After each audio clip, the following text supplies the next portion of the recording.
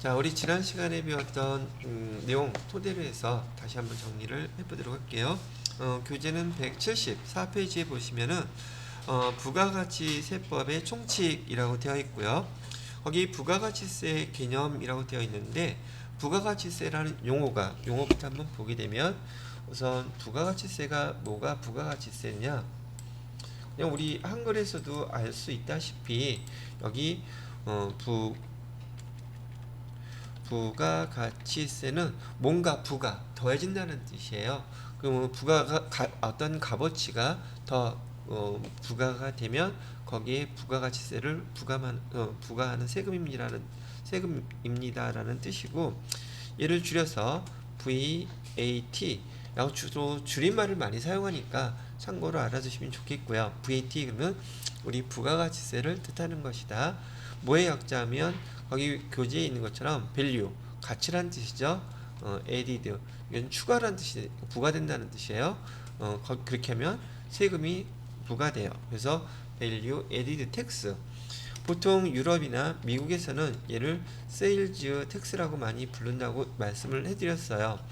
세일즈 텍스는 보편적으로 6%이고요. 우리나라는 지금 10%예요. 근데 부가가치세라는 용어를 쓰는 나라는 일본하고 우리나라 두 나라밖에 없거든요. 근데 일본도 부가가치세는 지금 6%예요. 근데 우리나라도 이제 기대는 해봐요. 우리나라 선진국 됐잖아요. 선진국 됐으니까 부가가치세를 몇 %로? 6%로 해야 되지 않겠느냐? 국회의원들이 과연 그럴까? 그 사람들은 누구를 위한 국회의원인지 잘 구분이 안 돼요. 요즘도 보니까 계속적으로 거기 그 화천대유 이제 대선이라서 그런 것도 있긴 한데, 걔네들은 파면 팔수록 더 오리무중에다가 뭐가 됐다? 연관된 데가 더 훨씬 많더라고요. 근데 뭐 그건 그네들이 알아서 잘 처리할 것이고, 우리는 잘 지켜보고 있다가 언제? 내년에 표하나 저처럼 저기 출마자 다 찍어주면 안 돼요. 전 옆에서 누구 찍었냐고 물어보는 사람이 그거 물어보면 돼야 안 돼요. 근데 얘기해야 하네요. 다 하잖아. 그죠? 하여튼 우리나라를 위해서 잘해주실 분 뽑아야 될 것 같아요. 자, 근데 이 녹화되니까 얘기 못 하면 안 되겠죠? 일본 총리 누구 됐다면서요? 나 요즘 어저께 그저께 정말 많이 잠만 자느냐고 아무것도 못 봐갖고서는 뉴스를 못 봤는데 별 관심도 없지만 사실. 자, 하여튼 그렇게 돼 있고요. 그래서 그 부가가치세 항상 이렇게 그 설명하는 용어들이 있으면은요, 천천히 한번 꼭 읽어보시기 바랍니다. 한번 저도 읽어볼게요. 소비를 과세의 대상으로 하는 소비세. 소비를 대상으로 하는 소비세라는 얘기 거기다 동그라미 쳐놓으시고요. 부가가치세라는 것은 소비할 때 부과가 되는 세금이구나, 이렇게 기억하시면 되겠고요. 소비를 직접 측정하여 과세하는 것이 아니라 생산자가 재화, 용역을 생산, 유통하는 각 단계에서 창출한 부가가치를 과세의 대상으로 합니다. 이것도 한번 설명을 해드렸었죠. 자, 우선 밑에 거 부가가치세 특징이라는 용어가 되게 중요한 거긴 한데 거기다 별표 3개 해놓으시고요. 요 부가가치세에 대한 특징 이해하기 전에 조금 전에 여기서 얘기했던 부가가치세가 어떤 경우에 어떻게 부과되는지 절차만 먼저 한번 다시 짚어보도록 하겠습니다. 자, 여기 화면 보시게 되면 지금 부가가치세를 갖다가 제가 지금 거래 단계, 공급 생산업자라든지 그다음에 유통하는 단계, 지금 생산은 제조업자가 할 것이고요. 유통 단계는 하이마트로 갔다가 대리점으로 갔다가 최종 소비자로 이렇게 쭉 재화가 흘러가고 있죠. 근데 각각의 이 사업자들은 자기 물건을 사갖고 와서 자기네 이익을 붙여서 팔아야 되기 때문에 각 단계로 갈 때마다 그 금액이 점점점 높아지는 그런 추세를 보이고 있단 말이죠.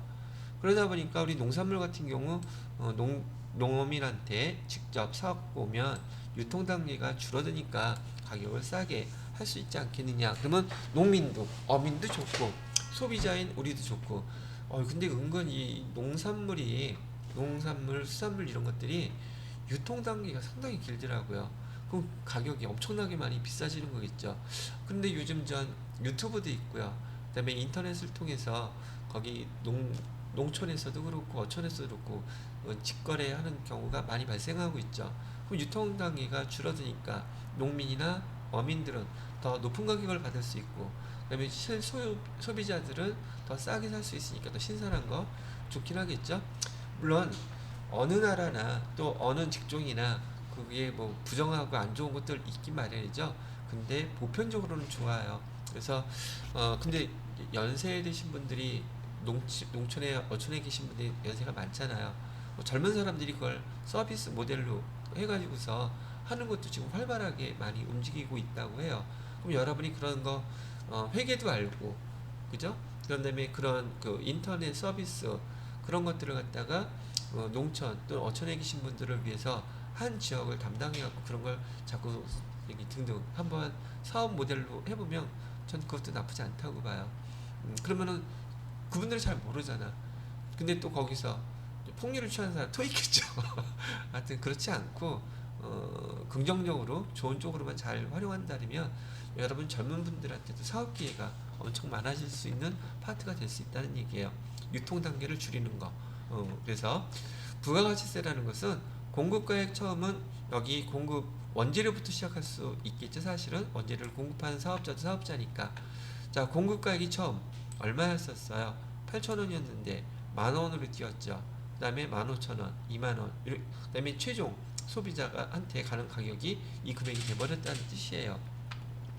그래서 이 단계마다 각각 부가가치세가 지금 다 부과되고 있죠. 이게 부가가치세의 특징. 유통 단계가 여기 넘어갈수록 유통 단계 발생할 때마다 부가가치세가 부과된다는 뜻을 말씀을 해드린 거예요. 자, 그러면 여기 제조업자 입장에서는 원재료를 사갖고 와가지고 제품을 만들어서 판매를 해야 되는 입장이죠. 원재료는 일단 여기 그죠? 여기 원재료를 파는 사업자가 우리 제조업자한테 이렇게 공급해서 일단 팔았다고 가정을 하고요. 그러면 제품을 만들기 위해서 사갖고 온 원재료는 8,800원, 부가세 대급금 800원 내고 사갖고 왔겠죠. 자, 800원 내고 사갖고 왔어요. 근데 팔 때 제품이 만원짜리, 재화가 만원짜리니까 재화가 원래 거래되면 부가세 10% 징수하라 그랬죠. 세법에서. 그래서 여기 1,000원 징수한 거예요. 그래서 얼마를 받았어요? 11,000원 이렇게 받았죠. 문제는 이 제조업자라는 제조업자 입장에서는 지금 제품을 만들어 팔고 1,000원 받았죠. 우리 사갖고 올 때 원재료에 대한 부가세 대급금 800원 냈죠. 그러면 부가세는 사업자의 돈이 아니라 그랬어요. 온전히 이건 국가 거예요. 근데 1,000원 받아놨던 것 중에서 800원을 받아서 저기 썼으니 미리 지급을 해줬으니 이 제조업자 입장에서는 부가가치세 신고할 때 200원만 납부하면 되겠죠. 기억나세요? 그 다음에 요거 회계 처리하는 거 어떻게 회계 처리하라 그랬어요? 여기 사업자들은 회계 처리하는 게 금액만 다르지 다 똑같아요. 부가세 예수금은 매출할 때 생기는 거니까 예수금은 계정 과목이 부채라 그랬었죠. 부채인데 부가가치세 신고 납부할 때는 어떻게 하라 그랬어요? 차변에다가 여기 부가가치세 다 없애주라고 했던 거 기억나시죠? 여기 차변에다가는 부가세 예수금 얼마? 1,000원 이렇게 빼주시고요. 그 다음에 대변에다가는 여기 부가세 대급금 반대로 다 상계시켜주고 있는 거죠. 그죠? 이렇게 상계시켜주고 차이나는 금액은 세금을 아직 내지 않았으니 뭐라고 써있다 그랬어요? 미지급 세금 200원 이렇게 써주시고요. 그 다음에 납부하는 날이 되면 즉 그 과세 기간 다음 달 25일 날까지 부가가치세 신고 납부한다 그랬었죠. 그럼 다음 달 25일 만약에 얘가 지금 10월 달이니까 12월 31일 날 저기 2기 확정 신고라고 하면 다음에 1월 25일까지 얘를 신고 납부해야 되겠죠. 차변에다가 미지급 세금 200원 이렇게 해놓고 대변에다가는 보통 예금에서 이체했다고 하면은 이렇게 하면 부가가치세와 관련된 회계 처리는 변동사항 없이 항상 똑같아요. 그래서 첫째 부가가치세 여기 예수금, 부가가치세 예수금은 부가가치세 뭐죠? 회계 처리할 때 이 날짜를 갖다가 이렇게 두 개 다 써놓자. 예수금, 부가세, 대급금. 나중에 보실 때 도움이 되시라고. 이 회계 처리는요 12월 31일 날짜로 이렇게 회계 처리해 놓으시는 거예요. 제가 예를 들어 드린 게 이익이 확정이라고 그랬었죠. 그래서 이익이 확정 때 이렇게 회계 처리해 놨다가 그다음에 납부할 때 이렇게 얘는 여기다가 이익이 확정. 자, 이렇게 써주시면 될 것이고요. 자, 그러면 제조업자는 사업자니까 이렇게 물건을 만들어서 팔았어요. 그 다음에 하이마트에서 이 물건을 사갖고 왔어요. 그럼 하이마트 입장에서는 여기 공급가에 10,000원, 부가세 대급금 1,000원 해서 총 11,000원 주고 물건을 사왔단 말이죠. 얘는 어디서 갖고 온 거예요? 제조업체가 이렇게 팔았으니 하이마트 입장에서는 제조업체에서 판 이 금액이 매입이 되겠죠. 그리고 자기네 이익 붙여가지고 대리점에다가 또 15,000원에 팔았어요. 그럼 얘네 제와의 판매 가격은 상품이 되겠죠. 여기 예수금 1,500원 같이 받아놨겠죠. 그래서 공급대가 16,500원을 받고서 팔았단 말이죠. 그럼 하이마트 입장에서는 똑같이 부가세 예수금 1,500원 받은 것 중에서 1,000원은 벌써 제조업체에서 사올 때 부가세 대급금 납부했죠. 그래서 부가가치세 신고 납부한다면 하이마트 입장에서는 500원에 대해서 부가가치세 여기 납부하면 돼요. 그럼 얘도 마찬가지로 부가세 예수금 여기 금액이 1,500원이 될 것이고 부가세 대급금은 1,000원이 되겠죠. 그다음에 미지급 세금은요 500원이 될 거예요. 그래서 500원 신고 납부하면 된다는 얘기고요. 자, 마지막으로 대리점도 똑같은 입장이겠죠. 여기에 지금 상품 누구한테 사갖고 왔어요? 하이마트로부터 이렇게 사갖고 왔어요. 사갖고 온 거에 대해서 20,000원에 판매한다고 했으니 2,000원의 부가세 예수금을 받아놓을 것이고 돈 낸 거는 1,500원. 그래서 부가세 납부한다면 500원. 그러면 이 대리점의 경우 부가가치세 신고한다면 부가세 예수금이 차변에 1,000원, 2,000원 나올 것이고 부가세 대급금은 1,500원 나올 것이고 500원 미지급 세금 나올 것이고, 그죠? 다 똑같아요. 그러면서 제가 뭐라고 말씀드렸냐면 이 부가가치세를 신고 납부하는 납세 의무자들은요 바로 이 사업자들이라 그랬어요. 이 사람들이 뭐라고요? 부가가치세 신고 납세 의무자라고 얘기했었죠. 납세 의무자예요. 누가요? 사업자들이. 부가가치세 신고 납부는 개인 소비자들이 한다 안 한다? 안 해요. 자, 그래서 납세 의무자는 여기 각각의 사업자들이고, 그 다음에 세금을 직접 부담하는 사람, 세금을 직접 부담하는 사람을 우리는 담세자라고 부른다 그랬어요. 담세자는 세금을 부담하는 사람이란 뜻이에요. 그러면 세금을 내는 사람과 세금을 납부하는 사람과 같아요? 달라요? 다르죠? 이렇게 세금을 납부하는 사람과 그 다음에 세금을 부담하는 사람이 다른 이런 항목을 갖다가 우리는 뭐라고 부른다고 그랬어요? 이렇게 다른 경우를 간접세라고 부른다 그랬었죠. 간접세하고 상대적인 개념은 직접세예요. 직접세는 우리 소득세라든지 증여세라든지 상속세라든지 여러분의 이름대로 세금 낸 사람 이름으로 세금을 내는 것이 직접세고, 이것처럼 세금은 내가 냈는데 그 납부는 누가 해? 사업자들이. 이렇게 다른 것을 우리는 간접세라고 부릅니다 라고 설명을 해드렸어요. 그 다음에 여기서 나온 것 중에서 지금 부가가치세의 이런 특징을 보게 된다면 단계가 계속 바뀔 때마다 다단계 거래세라는 얘기도 제가 해드렸었죠. 부가세의 특징, 여기 첫 번째 간접세도 나왔고요. 그 다음에 여기다가 한번 같이 써볼게요. 그 다음에 간접세 다단계 거래세라는 것도 여기서 나온 말이에요. 다단계 거래세. 그 다음에 또 모두 있었느냐면 여기 전 단계 거래액이라 그랬어요. 세액이라 그랬어요. 세액이라 그랬죠. 세액 공제법이라는 것을 우리는 사용하고 있다고 얘기해 드렸었고요. 그 다음에 또 모두 있었느냐 하면 일반 소비세라는 용어도 썼죠. 일반 소비세. 일반 소비세의 상대적인 개념은 개별 소비세라고 불렀고, 개별 소비세는 사치품목에 붙이는 세금이라 그랬죠. 사치품에 붙이는 세금을 우린 개별 소비세라고도 불러요.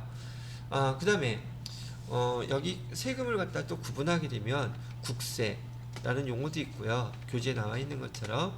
그 다음에 지방세라는 게 있거든요. 여기 부가가치세는 국세예요. 국세에서 중앙정부에서 이 세금을 관할하고 있고요. 예를 들어서 지역의 어떤 기업체가 부가가치세를 납부하면 보통 지방자치단체가 그걸 가져갈 수 없어요. 그건 중앙정부에서 다 관리를 하는 것이고요. 그 다음에 지방세라고 얘기하는 것은 지금 예를 들어서 A라는 지역이 있다면 거기에 자동차들 많이 왔다 갔다 하죠. 그 다음에 주소지가 다 이쪽 지역인 사람들은 그 자동차세라고 하는 세금을 내야 되는데, 그 자동차가 주로 지금 있는 주소지가 여기 지역이다 보면 거기 지방자치단체에다가 그 세금을 내야지 돼요. 그래서 그런 그 지방자치단체에서 그 세금을 갖는 걸 우리 지방세라고 부른다는 얘기죠. 그래서 여기 부가가치세의 특징 중에 또 하나는 지방적이죠. 국세라는 것도 얘기해 드리는 것이고요. 그 다음에 여기 부가가치세는요, 지난번에 얘기했던 소비지급 과세 원칙, 이걸 준수한다고 얘기했었죠. 부가가치세 소비지급 과세 원칙, 그래서 수출하는 거에 해당하는 부가 안 한다 그랬었어요. 근데 외국에서 수입한 거에다가도 부가가치세는 붙여요. 그 다음에 여기 교재에 이제 나와 있는 거 설명을 해드리는 거니까, 여기 소비지급 과세 원칙의 상대적인 개념은 생산지급 과세 원칙. 생산지급 과세 원칙은 우리 부가가치세에 해당되지 않는다 그랬었어요. 그 다음에 부가가치세는 지금 형평성이 있다 그랬어요, 없다 그랬어요.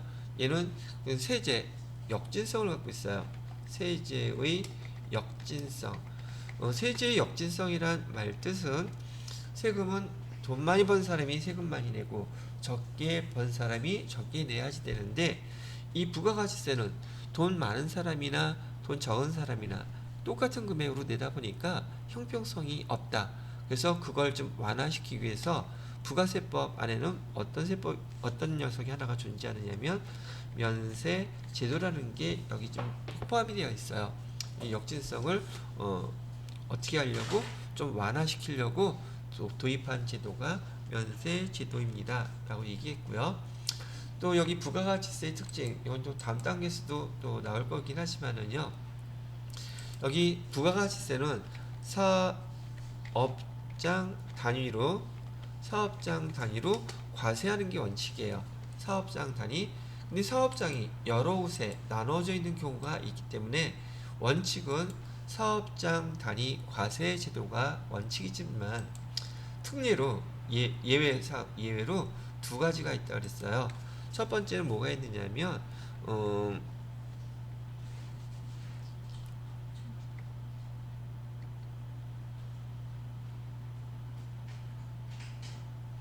주사업장 총괄 납부.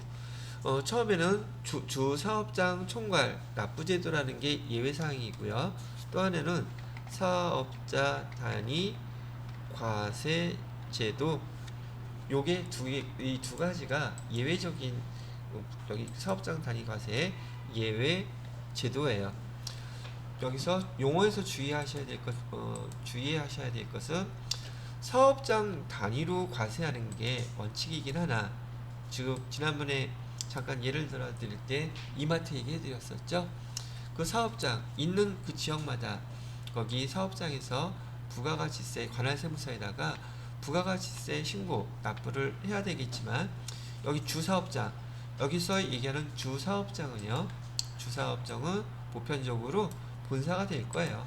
근데 이 주사업장이라는 것은 본사가 될 수도 있고요.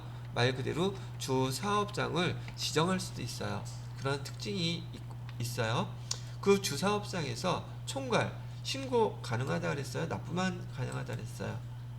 여기 납부만 가능하다 그랬어요? 그러면 신고는요? 신고는 각각의 사업장에서 관할 세무서에다가 저기 그 부가가치세 신고서 제출해야 된다는 뜻이라고 그랬었죠. 그래서 제가 설명해 드릴 때 이것도 말씀해 드렸죠. 보통 세금은 신고라는 말, 신고는 그 부가가치세 신고서 제출하는 걸 신고라고 하고, 납부라는 용어는 부가가치세 그 적혀 있는 그 부가가치세 신고서에 적혀 있는 그 금액을 어떻게 내는 것을 납부라고 부릅니다라고 했었죠. 신고 납부가 같은 뜻이 아니에요. 근데 여기 주사업장 총괄 납부제도는 신고는 아니고 뭐만? 납부만 주사업장에서 또는 본사에서 여기 총괄해서 낼 수 있다는 뜻입니다라고 얘기해 드렸고, 그 다음에 여기 사업자 단위 과세제도는요, 사업자한테 이게 사업자가 요즘은 누가 보편적인 이름인가? 옛날에는 홍길동이라는 말 많이 썼는데 요즘은 아무개라는 말을 많이 쓰나? 이 시대에 따라 트렌드가 다르더라고요. 우선 여기 아무개라고 씁시다. 아무개라는 이 개인한테, 사업자한테 사업자 등록증을 내준 거예요. 여기 주사업장은 사업장별로 내준 거고, 여기 사업자 단위 과세제도는 사업자 그 사람한테 사업자 등록증을 내주는데, 이 사람의 사업장이 전국에 10개가 있어. 그래도 사업자 등록증은 몇 개밖에 없겠어요? 이 사람 거 사업자 거 하나밖에 없어. 그리고 모든 사업자들 그 사업장에 누구의 사업자 등록증이, 사업자의 사업자 등록증이 다 똑같은 게 걸려 있단 말이죠. 그런데 여기 주사업장 총괄납부제도는 사업장마다 사업자 등록번호가 다 달라요. 그런 차이점이 있다는 거 이렇게 알아두시면, 일단 전반적으로 여기 부가가치세 관련된 부가가치세의 특징, 거기 교재 174페이지에 나와 있는 그런 항목들을 갖다가 좀 설명을 해 드렸다는 얘기죠. 자, 그러면 좀 이따가 다시 한번 읽어보시기 바라고요. 이번에는 거기 밑에 나와 있는 납세 의무자, 여기 설명 보시게 되면 납세 의무자는 사업자들이라고 제가 얘기해 드렸죠. 그런데 지난 우리 그 일반적 메인 매출전표 입력할 때 제가 사업자 구분해 드렸던 거 기억나시겠죠? 사업자는 크게 과세 사업자하고 면세 사업자로 구분해요 라고 시작했던 거 기억나시죠? 근데 까먹었죠? 까먹었을라나? 자, 한번 볼게요. 여기 정리해놨던 거, 이거 뭐 기억하려고 하지 않더라도 조금만 여러분이 수업 시간에 집중만 해주시면 제가 설명해 드리는 것들은 금방금방 다 외울 수 있는 것들이에요. 근데 처음 들었기 때문에 잘 안 외워지는 건 물론 있죠. 근데 제가 했던 말 한 번 하고 안 해요? 아니면 또 해요? 또 하죠? 자, 그럼 또 들어봐요. 여기 사업자는 지금 조금 전에 말씀드렸던 대로 부가가치세 신고 납부해야지 되는 납세 의무자들이에요. 근데 이 사업자는 크게 두 개로 나눈다. 부가세를 부과하는 사업자와 부가세를 부과하지 않는 사업자, 즉 과세 사업자와 면세 사업자로 구분한다. 얘는 두 가지 금방 기억하실 수 있죠. 됐어요? 자, 지난번에 설명할 때 이 면세 사업자부터 정리하면, 과세라는 것은 부가가치세를 부과한다는 뜻인데 면세라는 뜻은 부가가치세를 면제해준다는 뜻이죠. 그러니 이 면세 사업자는 부가가치세법상의 사업자이냐 아니냐, 여기 시험 문제 가끔 잘 나와요. 그래서 면세 사업자는 부가세법상의 사업자 아니다. 법인세법과 소득세법상의 사업자예요. 자, 그래서 부가가치세 신고납부 의무가 있다 없다? 없다 그랬어요. 그런데 여기 예정 확정신고 쭉 해놓고서는 제가 여기에다가 동그라미를 쳐놨어요. 면세사업자는 매출할 때 매출세액이 없다 그랬죠. 매입할 때 매입세액 있는 거 공제 안 해준다 그랬죠. 그러면 매출세액도 없고 매입세액도 공제 안 해주니까 금액 돈으로 따졌을 때 신고 납부할 금액이 있어요 없어요? 없죠? 근데 왜 여기다 동그라미 쳐놨느냐? 돈을 내라는 뜻이 아니라 이 1년에 딱 한 번 매입 세금 계산서 뭘 제출해야 된다? 학기표를 제출할 협력 의무가 있어요. 왜? 그래야지 그 세금 계산서가 크로스 매칭 될 수 있기 때문에 매입 세금 계산서 학기표 제출해야 될 협력 의무가 있다. 이 정도만 되면 일단 사업자 구분해서 면세사업자로 구분하실 수 있겠죠. 자, 이번에는 부가가치세가 부과되는 과세사업자는 크게 일반과세자하고요, 일반과세자하고 간이과세자로 나뉘어요. 일반과세자는 말 그대로 일반적으로 부가가치세 신고 납부 다 하는 사람들이에요. 그런데 여기 간이과세자는 소득이 과세는 되긴 하는데 소득이 많지 않은 사업자이다 보니까 국가에서 간이사업자로 구분하는 기준이 뭡니까를 물어보는데, 여기 간이사업자는요, 직전 연도 공급대가로, 공급대가는 공급가액 더하기 부가세 합쳐서예요. 얼마 미만? 8천만원. 이것도 이렇게 세법 개정됐다 그랬어요. 뭐 오래된 거 풀면 이것도 4,800만원이라고 나오는데 헷갈리지 말고 개정된 걸로 기억을 하셔야 돼요. 여러분 시험 볼 때는 여기 8천만원이에요. 미만인 사업자들을 우린 간이사업자라고 불러요. 간이사업자에 대해서는 차후에 간이사업자가 보통 세무 2급에 추가되거든요. 그때 더 자세히 배우도록 하고, 보통 이 간이사업자를 일반 용어로, 우리 많이 부르는 용어로 뭐라고 부른다? 영세사업자라고 부르는 사람들이 바로 누구다? 이 간이사업자들을 얘기하는 것이다 라는 것도 알아두시라고 얘기해드렸죠. 또 까먹을까봐, 면세사업자의 대표로 누구 기억하라고 그랬어요? 면세사업자. 병원 기억하세요. 그러면 이 병원을 영세사업자라고 부르는, 면세사업자가 영세사업자라고 부르는 사람 없겠죠? 병원이 면세사업자의 대표로 기억을 한다고 치면 면세사업자가 영세사업자다 이렇게 착각하는 일은 없으실 거라고 생각해요. 이거 잘못 일반적으로 알고 있는 지식으로 잘못 구분하면 얘가 많이 꼬여요. 그래서 지금 처음 배우실 때 일반적인 지식으로 알고 계신 거 잘못된 거라고 제가 고쳐드리려고 이렇게 기억하시라고 한 겁니다. 자, 그 다음에 이제 일반 사업자는 뭐하고 뭐로 나눈다? 법인하고 개인으로 나눕니다. 법인, 우리 지금 회계 1급은 다 법인이 기준이죠. 그래서 법인은 1년 내내 분기마다, 즉 1기 예정 확정, 그 다음에 2기 예정 확정 다 뭐야 해야지 됩니까? 라고 물어본다면 부가가치세 계속 신고납부 4번 다 하죠. 근데 일반인 개인 사업자들은요, 예정 신고 때는 하지 않고 언제만? 확정 신고 때만. 간이사업자는 힘드니까 세제의 편의를 봐주기 위해서 1년에 한 번만. 그럼 간이과세자의 과세기간은 1월 1일부터 12월 31일까지 되는 거예요. 아시겠죠? 그러면 법인의 과세기간은 예정인 경우는 1월 1일부터 3월 30일까지. 됐죠? 이렇게 구분을 해 놓으시면 되겠습니다. 시험 문제는 세무 2급 정도에 나오는 건데, 지난번에 잠깐 설명드렸지만 개인 사업자도 간이 사업자도 예정 신고하지 않는 건 똑같죠. 그런데 개인 사업자한테는 예정 고지한다 그랬었죠. 간이 사업자는 예정 부과한다 그랬어요. 참고로 알아두시면 되겠습니다. 그럼 여기에 관한 그 항목에 대해서 174페이지에 납세 의무자에 대해서 쭉 한번 설명을 해드렸답니다. 자, 그 다음에 175페이지에 보시게 되면 사업자 등록이라고 나와 있죠. 사업자 등록. 자, 그래서 나온 김에 지금 여기 설명했던 거니까, 지금 제가 설명해드린 표 하나가 뭐하고 연결되어 있는 거냐면 175페이지에 과세 기간과 신고납부 기한이라고 되어 있죠.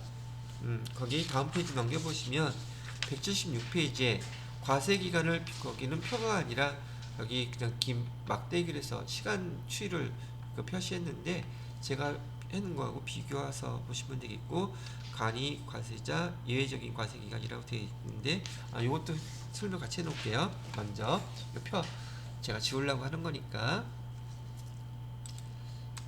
지금 여기 보시는 것처럼 과세기간은 예정, 확정 다 정리가 되어 있죠. 그 다음에 간이과세자료도 설명을 해드렸는데 이 과세기간에 예외가 있어요. 과세기간의 예외, 즉 일기 예정인데 이 사업자는 과세기간이 일기 예정에 1월 1일부터 3월 31일까지가 아니래요. 왜요? 그랬더니 이 사람이 신규 사업자야. 신규 사업을 며칠 날 했느냐 하면 1월 25일 날 시작했다고 하면 신규 사업자의 법인이라고 가정할게요. 법인일 경우에 이 사람의 일기 예정 신고 기간은 1월 1일부터가 아니라 며칠부터 적용해야 되겠어요. 1월 25일 사업을 시작했으니까 이 신규 사업자의 과세 기간은 신규 사업 개시일인 1월 25일부터 3월 31일까지가 신규 사업자의 과세 기간이에요. 당연히 그렇게 돼야 되겠죠. 그 다음에 또 예외 두 번째가 뭐 있느냐면 폐업을 했을 경우에요. 이 사업자는 폐업을 언제 폐업을 했느냐 하면 똑같이 1월 25일 날 폐업을 했다고 치면 법인인데 이 사람은 1월 1일부터 폐업한 날짜 며칠 1월 25일까지만 부가가치세 신고납부 의무가 있고 그것만 하면 되겠죠. 여기 똑같은 일기 예정인데 얘는 정규 계속 사업자들은 여기에 적용이 되겠지만 신규 사업자와 폐업한 사업자는 여기 과세기간에 예외 날짜가 신규 개시일, 신규 사업 개시일과 또는 폐업일 그 날짜까지라는 것만 구분하시면 되겠어요. 얘가 부가가치세법에서 과세기간에 대한 예외 두 가지예요. 자, 그 다음에 이런 경우도 있네요. 아까 얘기했던 이 간이과세자 있잖아요. 여기 간이과세자인데 이 간이과세자가 일반 과세자로 되는 경우가 있고 반대로 일반 과세자가 간이과세자로 되는 경우가 있어요. 근데 참고로 그냥 말로 설명만 해놓을 테니까 들어놓으세요. 아까 얘기했던 여기 신규 사업자는 여기 간이 사업자가 되려고 그러면 직전 연도 공급 대가가 8천만원 미만인 사업자라고 얘기했죠. 근데 신규 사업자인 경우에는 이 사람이 직전 연도에 사업을 안 했으니 비교할 금액이 있겠어요? 없겠어요? 그래서 신규 사업자에 한해서는 본인이 선택에 따라서 일반 과세자도 선택할 수 있고요. 간이과세자도 선택할 수 있어요. 그래서 간이과세자라고 무조건 좋은 것만은 아니에요. 근데 간이과세자를 내가 먼저 신청을 했는데 내가 간이과세자를 포기할 수도 있어요. 이거 얘기해놔야지 아마 일반 우리 일상적으로 생활하실 때도 도움이 될 것 같으니까 제가 설명을 해보게 되면 간이과세자를 선택하게 되면 세제 혜택도 있고요. 그 다음에 세무 신고하는 편의 기능도 있어요. 그런데 간이과세자를 선택하시게 되면 매입세 공제를 못 받아요. 매입세 공제. 어떤 경우냐면 지금 제가 프랜차이즈 매장을 하나 했다고 가정을 할게요. 여러분이 했다고 가정을 할게요. 프랜차이즈 매장 하는데 지금 한 2억 원이 들어갔어요. 그럼 2억 원 들어갔다면 부가가치세는 2천만 원 들어갔다고 가정을 할게요. 그러면 지금 매장 장사하기 전에 지금 설치만 하고 거기 등등 인테리어 하는 데만 들어갔다고 하면 매출세액은 없겠죠. 매입세액만 2천만 원 발생했죠. 근데 간이과세자인 경우에는 조기 환급 신청을 못하게 돼 있어요. 세제 혜택을 주는 대신에. 그렇다면 뭘로 해야 되겠어요? 매입세 공제 받으려면 당연히 뭘로 해야 되겠다? 일반 과세자로 내가 신청을 해야 되겠죠.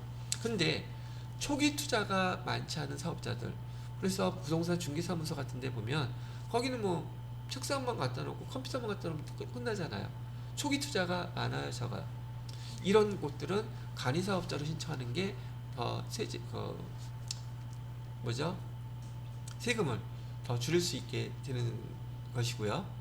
그 다음에 초기 투자 비용이 많은 그런 사업장은 일반 사업자로 신청을 해야지 조기 환급 부가세 대금 먼저 낸 거 있죠. 2천만 원. 그거 환급 받을 수 있어요. 그런 차이가 있다는 거예요. 그래서 여기 지금 간이과세자에 대한 이 간이과세자가 처음에는 모르고 간이과세자로 신청했다가 지금 그거 안 되는 거 알고 바로 간이과세자 포기하고 나서 일반과세자로 전환시키겠습니다 라고 하게 되면 간이과세자로 있었던 그 달까지 부가가치세 신고하고 그 다음 달 거부터는 일반과세자로, 그 말에 대한 설명이 거기 176페이지에 간이과세를 포기한 경우 간이과세기간 포기한 그 날, 포기 신고한 날짜 있죠? 거의 그날까지는 간이과세자로, 그 다음 달부터는 일반과세자로 이렇게 하면 된다는 얘기예요. 하나 날짜를 써놓을게요. 자, 똑같이 일기 예정이라고 하고요. 제가 간이과세를 갖다가 포기 신고한 게 1월 25일이에요. 그러면 1월 1일부터 1월 25일까지는 뭘로? 간이과세자로 부가가치세 한번 신고하고요. 그 다음에 2월 며칠부터? 1일부터 여기 3월 31일까지는 일반과세자로 적용이 된다는 뜻이에요. 그 말 뜻이 거기 176페이지 설명 나와 있는 내용이랍니다. 그렇게 정리해 주시면 되겠고요. 그 다음에 10분 쉬었다가 거기 아까 설명 아직 하지 않았던 사업자 등록부터 정리를 다시 한번 쭉 해봐 드리도록 하겠습니다.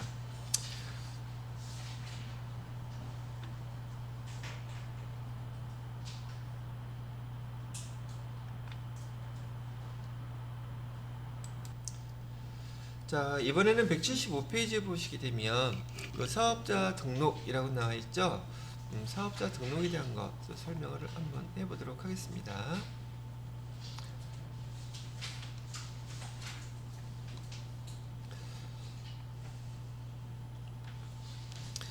자, 여기서도 여러분들한테 사업자 등록 기본적으로 부가가치세 납세 의무자들이니까 어떤 그 사업자 등록을 하기 위해서는 또 사업자 등록을 한 이후에 사업자들이 어떤 경우에 그 사업자 등록증을 변경 신청해서 재발급 받아야 되는지들을 많이 물어봐요. 기본적으로 실무 업무하면서 사업자들을 상대로 하는 게 여러분들일 테니까요. 자, 그래서 사업자는 사업자 등록증을 신청해야 되는데 사업 개시일로부터 20일 이내에 사업자 등록증을 신청해야지 돼요. 물론 사업 개시일부터 20일이 지난 이후에 신청할 수도 있습니다.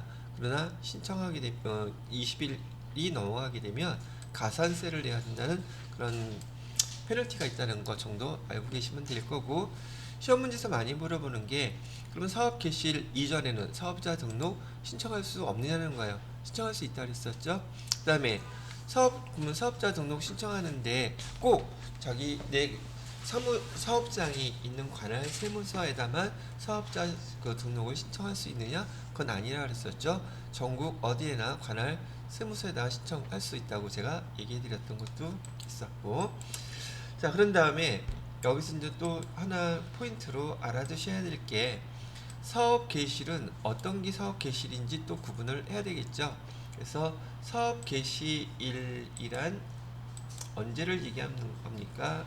라고 얘기를 한다면 사업 개시일은 제조업인 경우 제조업은 제품을 생산하기 시작한 날이 있죠. 이런 경우고요. 기타 서비스업이라든지 이런 업종은요.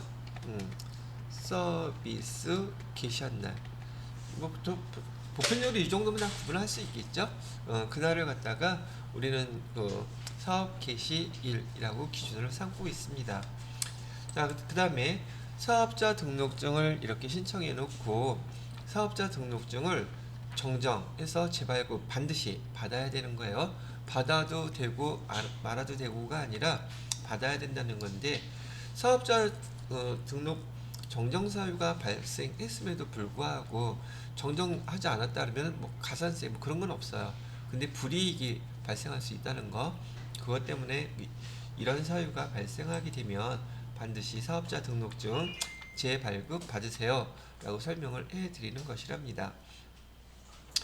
자, 우선 제일 흔한 거는요, 사업자 등록증 여러분 우리 메인 매출전표 입력하고 등등 실무하실 때 예로 나와 있는 우리 회사 사업자 등록증이나 거래처의 사업자 등록증 보셨죠? 그 사업자 등록증 표지에 나타난 글자 중에 단 한 글자라도 바뀌면 그게 사업자 등록증 새로 그 날짜로 발급받아야 된다는 얘기죠. 거기 뭐 주소도 있고 뭐 대표자도 있고 그다음에 거기 업태, 종목 뭐 그런 날짜 그다음에 관할 세무서 있겠죠? 그런 것들 많이 있었는데 그런 내용들 변경이 되면 그 변경된 날짜로 사업자 등록증 재발급 받으세요. 이건 구분하기 어렵지 않죠. 근데 이번에는 사업자 등록증 중에서도 거기 내용 중에서 대표자가 변경됐을 때의 차이를 갖다가 구분하는 문제가 여러분들한테 회계 1급, 세무 2급에서 많이 물어보게 돼요. 개인 사업자인 경우는 개인 사업자는 말 그대로 개인이 인격체이죠. 근데 그 인격체 자체가 바뀌면 사업자 등록증 변경하는 게 원칙이에요. 그죠? 그런데 대표자가 변경이 됐는데 상속에 의해서 변경되고 증여에 의해서 변경되고 이전에 상식적으로 지금 내가 운영하던 개인 사업장을 다른 사람한테 넘겼다면 나는 내 사업자 등록증 거기에 대해서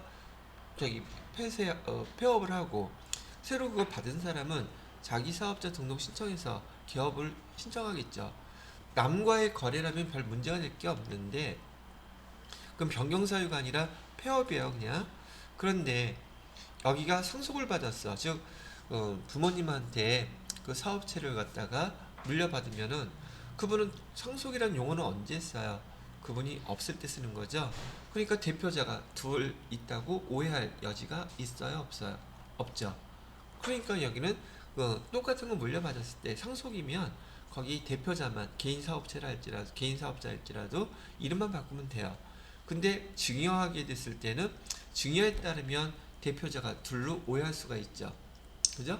그래서 먼저 준 그분 거는 그 사업자 등록증 폐업 신청하고 그다음에 그 증여받은 자식이 있다면 그 증여받은 사람 이름으로 사업자 등록증을 재발급이 아니라 여기 신규 발급을 받아야 한다는 뜻이에요.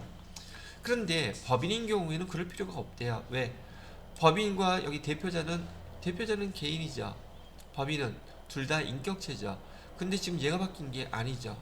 그래서 여기 법인에서 대표자가 변경됐을 때는 여기 사업자 등록증 정정만 해서 그냥 발급받으면 돼요. 되셨나요? 이렇게 구분하시고요. 또 이런 경우도 있대요. 이건 잘 나오지는 않지만 공동사업자 구성원 또는 출자자 지분 변동이라고 나와 있는데 여러분 그 어떤 사업자 등록증에 보면은 보통 우린 공동사업자라고 하지만 우리가 흔히 하는 말로는 동업자예요. 누구 왜 몇 인 이렇게 돼 있거든요. 그럼 만약에 3명이서 지금 동업을 하고 있다고 가정을 해볼게요. 그럼 여기 아까 얘기했던 우리는 흔히 홍길동이라고 쓰는데 홍길동 외 2명 이렇게 쓸 수 있겠죠. 그러면 홍길동은 변하지 않았는데 사업자 등록증 상에서 이 구성원 2명이 여기 A라는 사람이 하나 있었고 그 다음에 B라는 사람이 있었는데 이 B라는 사람이 그만두고 동업을 자기 지분 챙겨서 나가고 C라는 사람이 새로 들어왔다는 얘기예요. 근데 사업자 등록증 상에서는 왜 2명 이 안에 포함되어 있어서 누가 변경된지 알 수가 없죠. 그런데도 실질적인 내용이 변경됐죠. 그럼 그 날짜로 여기 왜냐면 이 B라는 사람이 사업자 등록증을 그 원인이 발생한 그날로 해서 사업자 등록증을 재발급 받아놓지 않으면 딴 데 가서 사람이 여기 또 동업자라고 저기 등등 이 회사에 또 피해를 입힐 수도 있잖아요. 그걸 보호하기 위한 거예요. 그 구분을. 그래서 그 날짜로 변경을 해줘야지 되고요. 그 다음에 출자 지분 변동사 출자 지분에 대한 것도 자 우리 3명이 같이 하니까 돈 벌게 되면 다 3분의 1씩 나누어 갖자 이렇게 정해놨을 수도 있고 동업을 하는데 홍길동은 50% 나머지 2명은 25%씩 이렇게 정해놨을 수도 있죠. 근데 그 비율이 변경돼도 그 날짜로 뭘 저기 해야 된다? 사업자 등록증을 재발급 받아 놓으셔야 된다는 얘기예요. 그 다음에 마지막으로 제일 흔한 내용 중에 하나인데 임대차 계약서 내용 변경이 됐다고 얘기를 하는데 이게 무슨 말이냐면 보편적으로 건물을 사업하시는 분들은 자기 건물이 보편적으로 없어서 건물을 임차하는 경우가 많겠죠. 그럼 임차를 하게 되면 그 건물주하고 임대차 그 계약서라는 걸 쓰게 돼요. 근데 임대차 계약서에는 그 임대 기간, 임대료는 얼마, 그다음에 거기 어디 몇 층, 사무실 아니 뭐 공간을 얘기하겠죠. 그런 것들이 다 들어가 있을 텐데 그런 것뿐만이 아니라 보증금, 월세 이외에 평면도라는 게 있어요. 즉 그 사업자가 임차하는 그 건물의 구조 있죠. 그 도면이 바뀌게 됐더라도 이 사업자 임대차 계약서 사본을 갖다가 사업자 등록증 신청할 때 국세청에다가 저기 제출해야 되거든요. 그 제출한 임대차 계약 내용이 뭐라도 변경이 되잖아요. 마찬가지로 사업자 등록증 재발급 받아야 된다고요. 이 날짜로. 이해되시겠죠? 시험 문제는 여기 빨간색으로 제가 표시해놓은 내용들이 주로 이제 시험 문제 많이 나오기는 하는데 앞으로 연습하는 문제들에서 그런 내용에 관련된 부가가치세와 관련된 문제를 몇 번 반복해 보게 되면 아 이런 식으로 나오는 거구나 라고 이해하기가 좀 더 쉬워지실 거라고 생각이 듭니다. 그래서 거기에 해당되는 175페이지에 4번에 보시게 되면 사업자 등록, 사업자 등록하고 사업자 등록증의 발급, 사업자 등록증의 정정 이렇게 용어들이 설명이 나와 있죠. 그렇게 해놓고 그 다음에 176페이지로 넘어가 볼게요.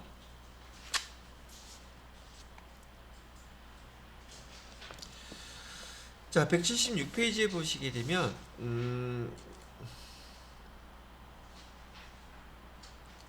납세지 6번에 납세지 나와 있죠. 납세지에는 사업장별 과세 원칙이라고 나와 있었어요. 이걸 갖다가 아까 제가 뭐라고 불렀었냐면 사업자 단위 과세 제도라고 얘기를 했었죠. 이게 원칙이에요. 자, 근데 미리 써놨으니까 제가 아까 사업장 단위 과세 제도에 예외가 두 가지 있다고 말씀해 드렸죠. 여기 주사업장 총괄 납부제도 있고요. 그 다음에 밑에 보시 여기요.